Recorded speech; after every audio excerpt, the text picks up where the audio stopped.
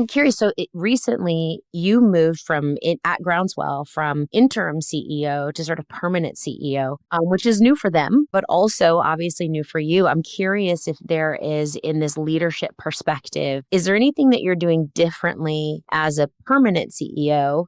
Let's put that in quotes, right? Yeah. Versus being in that interim role. I led the National Network of Abortion Funds for about 7 years. And at the time that I was leaving there, I was like, I will never lead again. That was when I was like, I'm going to be a coach. I went to the management center and I was just like, I am more than happy to be in a background role, supporting leaders from behind the scenes. When I was invited to come in as an interim, I really was just like, oh, okay, this is an extension of my coaching work. It's going to be still sort of like, I'm going to get in there and get out.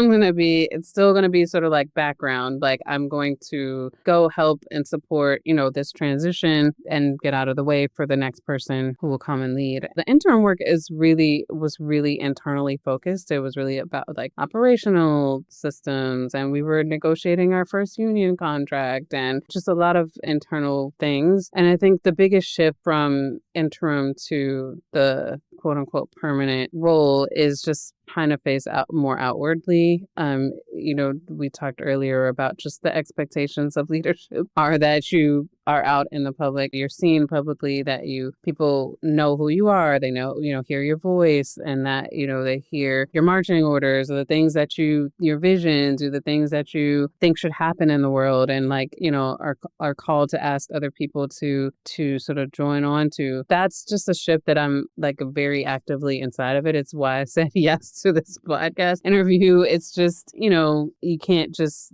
sit internally. Well, you can, but there's consequences. I'm just trying to shift my attention more being seen publicly, sharing publicly about the things that I think and believe and about leadership and otherwise, meeting with donors and raising money. Like I think in the interim role, it was really more about like, let me try to rebuild the staff, let me do hiring, let me put infrastructure in place. Now we have staff in place, and it's just about kind of shifting my attention to thought leadership and fundraising and, some of the more public facing things.